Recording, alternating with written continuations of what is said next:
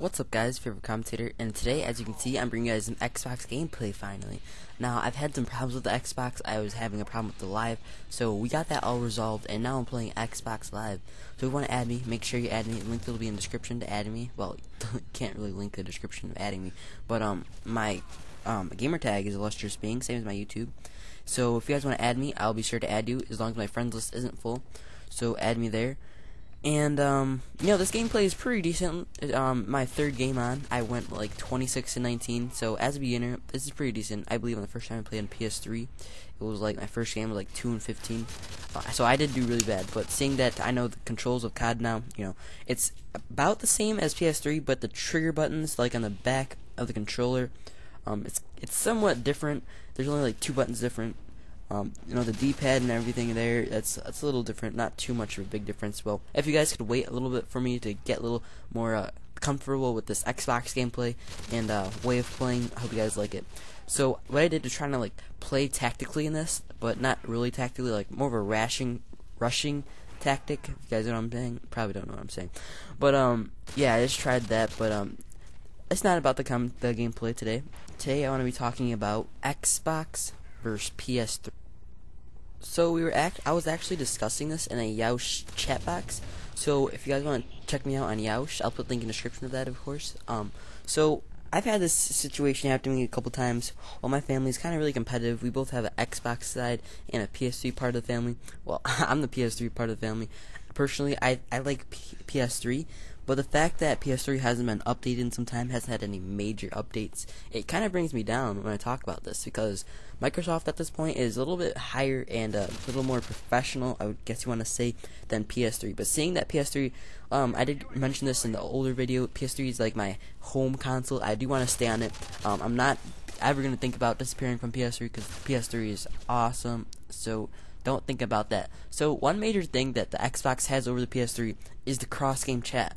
I love the fact that the cross-game chat, I've never actually tried it, but on the PS3 you can have a texting cross-game chat, if you guys know what I mean, for those PS3 gamers.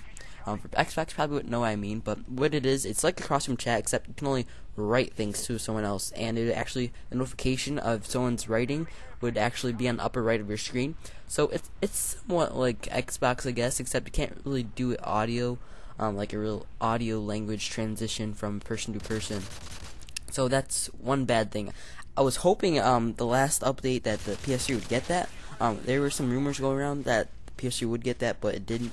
So PS3 has really been dimming down, and if this actually were to happen, Sony would actually lose a lot of people, because believe it or not, a lot of people actually go on PS3 to play, and a lot of their audience comes from PS3 and the gaming community. Now for a second, let's talk about some big advantages the PS3 has versus Xbox.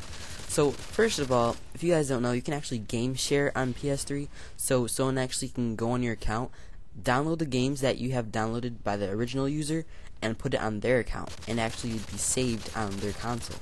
So that's pretty good, seeing that you don't have to buy everything you want.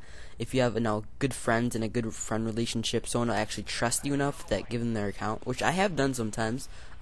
It's pretty good. People have done it to me too. It's great. It's a great thing that they have there. Maybe it will get fixed, I'm not sure, but if they don't fix it, that's still good, because that has a little thing over Xbox that PS3 doesn't have. And second of all, one of the biggest things is you don't have to play for PS3.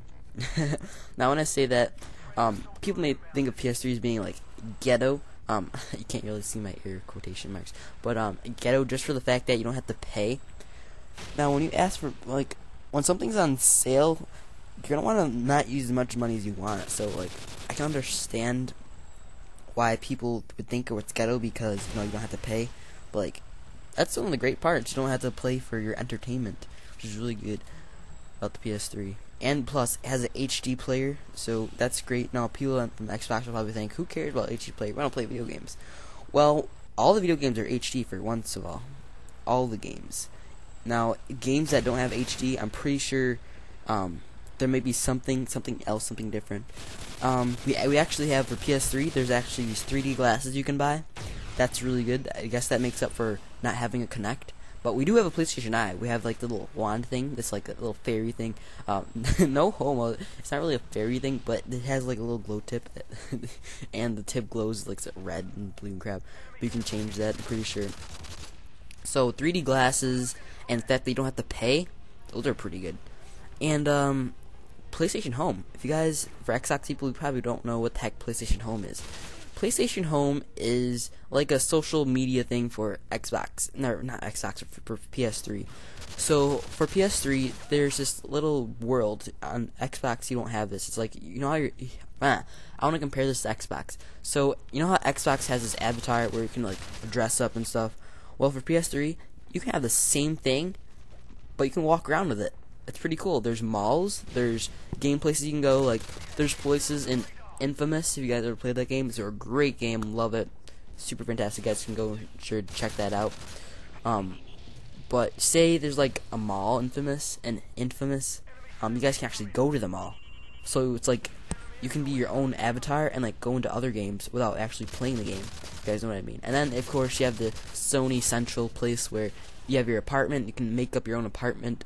So that's a great thing with that right there. You have like a little entertainment, personal media, social media thing there. So that's great. So the only way for Sony to actually get a little bit higher inside the gaming community, and not only the gaming community, but just get more audience and in general, is to actually associate themselves with things like Activision, Treyarch, you know, just more games and stuff. Not just Infinity Ward as well.